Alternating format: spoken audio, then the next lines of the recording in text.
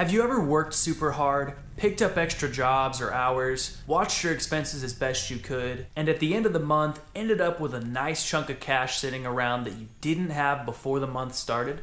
In this video, I'm going to talk about what savings rate is, how I managed to save over 75% of my income last month, and how increasing your savings rate can help you manifest your dream life. At its core, savings rate is just your income minus your expenses divided by your total income. Now personally, I do count investing or putting money aside in retirement as part of the money that is included in your savings, because even though you're technically spending this money on something, you're still saving it into things that will produce income or create future value. Basically, savings rate just means how much of that cheddar that you made last month are you not burning through and rather setting it aside to use later. It's interesting to see how income and savings rate are related, but that there's not always a direct correlation. For example, I actually made more money in January than I did in February, but in January I went on vacation and did some other frivolous spending, which caused my savings rate to be much lower.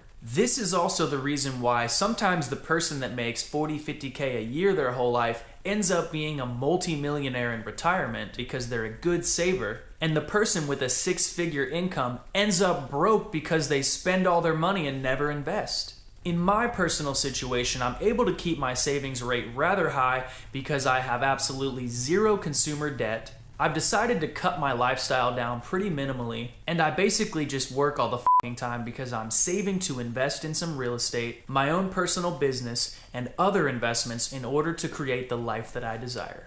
The other reason that I'm able to keep my savings rate so high is that I've already hit that like button and subscribed to my channel. Now I will say that it's not that last month I just worked myself to the bone with no free time at all, or just stayed cooped up at home in my free time because I was afraid to spend money on non-necessities or something like that. I look at my budget last month, and with Valentine's Day falling in February, I actually dropped a couple $100 on just one nice dinner and a nice little gift. I did a small bit of maintenance on my car, bought a few other small miscellaneous non-necessities, ate several other meals out or got takeout, and managed to give some of my money away to other people.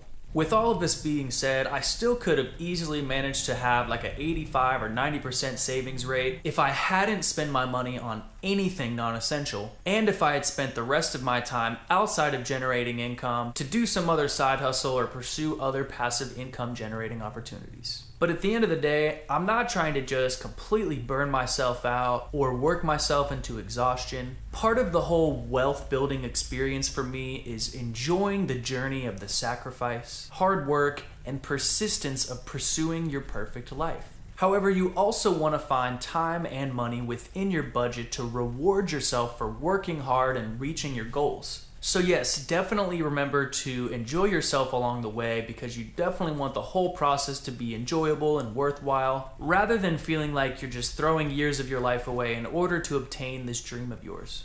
But also consider how long you want the whole process of wealth building to take. Consider if you were to really buckle down and pursue this venture hardcore, maybe you'll acquire your first piece of real estate or hit your net worth goals within a couple of years. Or if you kind of take your time and half-ass it, it may take you 5, 7, or 10 years to do this. Everybody's situation looks a little bit differently, so you definitely have to decide for yourself and with your family or spouse how far you really want to cut down your lifestyle and how hard you really want to work to make this thing happen. Which brings me to my last point: savings rate's role in manifesting your dream life. If each month you're able to set money aside and reinvest back into your wealth building ventures, you're going to eventually have enough assets and income generating vehicles to allow you to retire early or dramatically cut back how much you have to work in order to live at the current lifestyle that you do right now. Saving money each month will also allow you to have ultimate flexibility in how you choose to guilt-free spend your hard-earned money.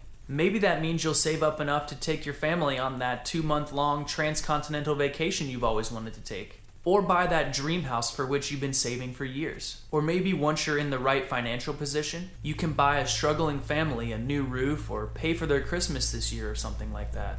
Something that could completely change somebody else's life just because you've chosen to be responsible with your money. In conclusion, increasing your savings rate could allow you to have opportunities or provide others opportunities that you couldn't otherwise afford if you didn't have that money. So this month, I want to challenge you. If you haven't started keeping track of it already, set a goal for how much you want to save this month and why you want to do so. In turn, you could see yourself start to progress towards your dream life or give back to others to make this world a little bit better tomorrow than it is today. Thanks so much again for watching, y'all. Let me know what you think in the comments below. How have you been able to increase your savings rate to accomplish all these things I've talked about? What are the reasons that you choose to save money rather than spend it? And what are some examples of some guilt-free spending that you do just to enjoy the journey and kind of enjoy yourself along the way to financial freedom? All right, thanks again for watching, y'all. I'll catch you on the next video.